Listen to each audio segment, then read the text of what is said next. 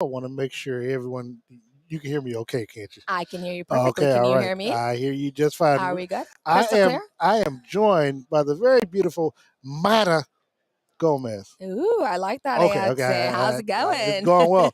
Of course, many of y'all, if you get a chance, if you have Prime Video, you can watch her throughout the football season now. She is a bilingual sideline reporter for Thursday Night Football. First of all, thank you so very much, and welcome to Radio Row. What brings you this way? Well, thank you for having me, and thank you to everyone who tunes in or has tuned in. I do hope more people tune in. It is in Espanol, so I welcome everyone. So this week, I'm actually covering the Super Bowl, and I did the Pro Bowl last week. This week, I'm doing it with Máximo Avance and Radio Formula in Mexico City. So we're broadcasting the game. I will be the sideline reporter for that particular broadcast out to all of the people in Mexico. And so you'll be at the game on Sunday. I will be at the game Okay, on okay, Sunday, front and center. okay. And Oh, actually, so, I'm saying front and center, but I'll be on the sidelines somewhere. so what are you doing throughout the week while you're here leading up to the game? So I've been doing a few interviews. I'm also doing all the coverage through the Super Bowl. Earlier today, I got to go enjoy the menu that they have for Sunday. I missed out on that yet. Oh, geez. It was delicious. I'm sorry. I What wish they I would have? have known. So they've got some burgers with birria Oh, and a little caramelized onions. They have this giant pretzel that they've kind of combined because it's a giant pretzel. The middle part, the little openings, they've put ham. They put different kind of meats. It's like different kind wow. of meats, different kinds of cheese. They've done some vegetables, like roasted vegetables. So it was pretty impressive. They had some lobster tacos. What surprised me was that I went to take a bite of it. It was delicious. I was like, oh my God, this is amazing. What's that seasoning? What's on top? And then they said it's oh my gosh, I forgot the name of it. Papaya. Oh, okay. They said it's papaya. And I was like, I don't like papaya. And they said, but it's papaya. I said, but I liked this and I don't like papaya. Wow. So because whatever seasoning and the way they cooked it was actually really good. They also had some tacos, traditional Mexican well, they're calling them Arizona because there's a lot of ingredients from Arizona in this menu. They've collaborated with a lot of local restaurants as well. So I thought that was kind of neat the way they're doing that. They're going to be utilizing over 100 pounds of lobster for these tacos, by the way. So I know my mouth is watering just remembering all of this. They've got the hot dog. It's 12 inches, a foot long hot dog. And they had a few salads for those that prefer, more vegetables during football. Of course, the guacamole was present with the nachos. What else did they They probably had a have? lot of people there for that too, didn't they? Oh my goodness. It was completely, yes. There was a few dozen people. Like it was a first look at the stadium, which looks amazing. The field, everything that goes into just maintaining the field is impressive. It's one of the few fields in the NFL that can actually roll out and roll in. So we got to see it roll out. By the time we got there, it was already in. And they actually play at an elevated level because the Chiefs started the season off against the Cardinals in the first game we were there. And, following the game, I was there a little bit late because we had to do a little TV hit. And it's like you don't realize you have to walk up steps to get to the field. And so really, if you don't watch your step, you can take a nice little tumble. Yes, and now that happens because they have to build everything underneath for the field to roll in and roll out. Yep. But yes, you're absolutely right. You have to go up the stairs. So when I was there for Thursday Night Football, we ended up in the green room and doing the same thing. It was like we have to come out, go up the stairs, come down the stairs, and I'm like running down the ramp too. So I'm constantly running. Now you all made your debut in Kansas City at yes. Arrowhead.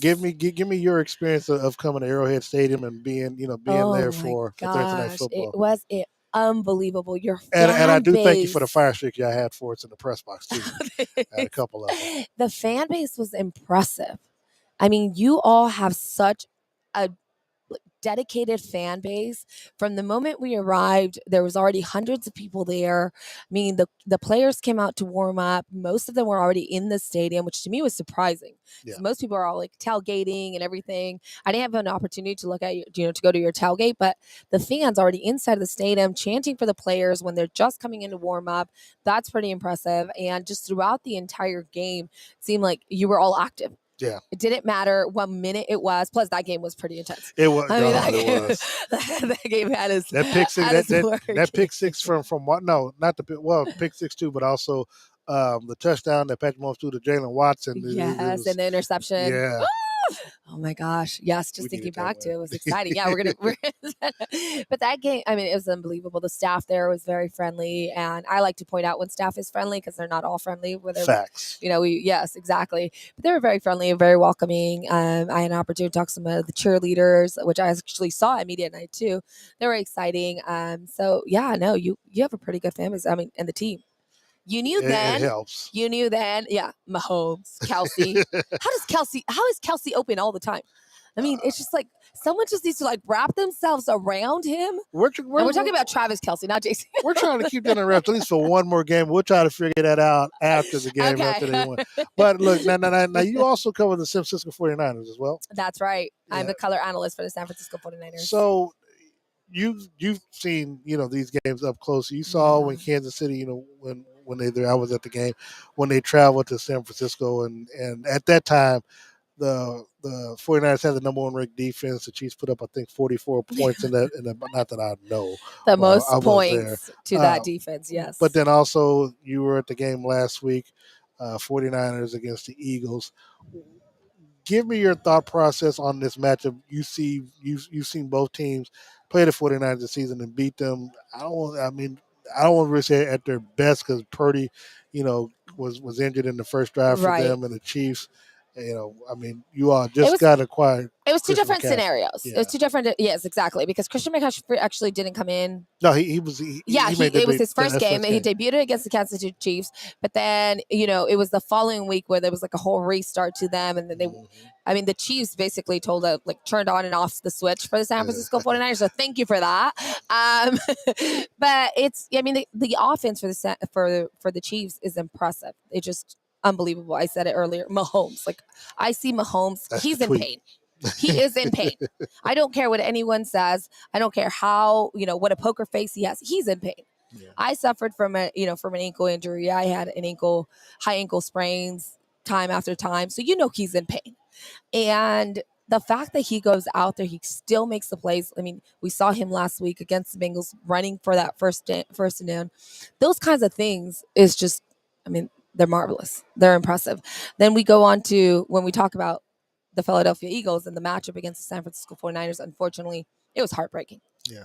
That's really all you can say. I think that the game was won, we'll say halftime, or maybe at the beginning of the third quarter if you want to put it. But in reality, it was done the moment Brock Purdy got hurt. Yeah. It was very difficult for Jackson, who had never played, who, was coming. They brought him in from the Denver practice squad. He wasn't going to be your savior. It was just not going to happen. You tried. You wanted it to be. Yeah, because you were preying on something. Exactly. Your defense is going to get tired, especially against an offense that has a mobile quarterback. Because that's really, when it gets more difficult for the defense. Because now you've got to hold your quarterback within his pocket, but at the same time, you got to make sure he's not going to pass. Yeah. Because that if you give him enough space, he's just going to run it. That's the thing. And I think so when you face up these two teams, they both have that mobile quarterback. One is hurt, though.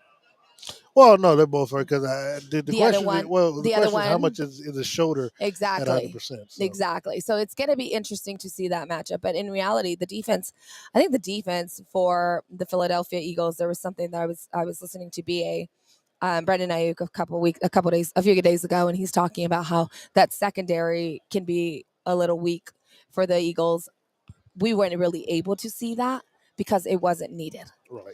So Brandon Ayuk, he's also said that the Chiefs passing attack is going to expose the Eagles defensively. And that's what I mean. Yeah. That we were not able to see that because he thinks exactly. He thinks that that's the case, but we don't know because we were not able to see that last week. The Eagles had a pretty easy walk in the park. I think that that's going to help them a little because they're going to be a lot more well rested than the Kansas City Chiefs, who unfortunately went to war. Yeah. I mean, their game was a war from the first minute to the next. So their game was a little bit more exhausting. They needed more rehab, I think, than the Philadelphia Eagles did. But I think they'll be ready by Sunday. Oh, yeah, of course. I have no doubt whatsoever. Of course they're going to be ready. I really think this is going to be a tight game.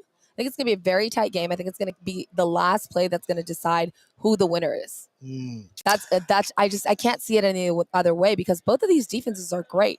I don't think we give enough credit to the Kansas City Chiefs defense. I really think that we, our focus is so Mahomes, that we don't forget. We seem to forget all the great things and all the great players that your defense has. All right, you got a prediction for the game? I mean, if you can't give it, I understand, but everybody's been, I just gave you my prediction. It's going to be a close, tight game. That's right. I think that's a great prediction. Actually, I think I know what your prediction. Mahomes. I think that's Mahomes. That's what it could be. But Mahomes is hurt, and he's got to go against a very tough. Mahomes was hurt last week too. Yeah, but it's not the same D line as the big. I grant you that. I grant you that. That's just like. I grant you that. I mean, I grant you that. I can't argue that. That's all I'm saying. It's not gonna be easy. I think the O-line, O-line's gonna have a hard time protecting Mahomes throughout the entire game.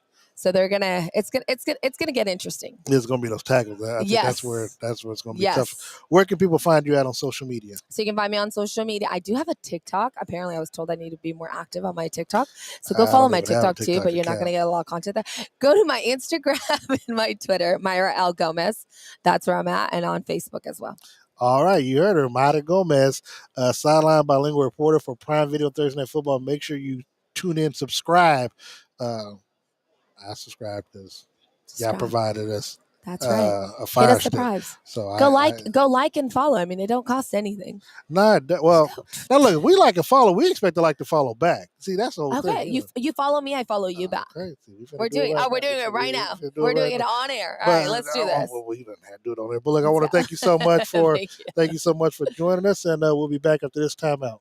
KC Cocktail Company is proud to announce their first annual nonprofit giveaway. Paige White and KC Cocktail Company believe in giving back to their community, and they are giving away a $500 bar credit to a deserving Kansas City not-for-profit organization. KC Cocktail Company knows that hosting a gala, fundraiser, donor dinner, or golf tournament can be expensive, so they're donating the bar credit to be used to help raise money toward any event that the nonprofit sees fit. What nonprofit do you love supporting? Here's your chance to help them out even more. Check out the nonprofit page on KC Cocktail's website at www.kccocktailco.com and enter in their info, and Paige will enter them into the drawing, as well as contact them on other ways that KC Cocktail can help support them. Feel free to call or email KC Cocktail Company directly for more information. Call 816-456-4388 or hello@kccocktailco.com.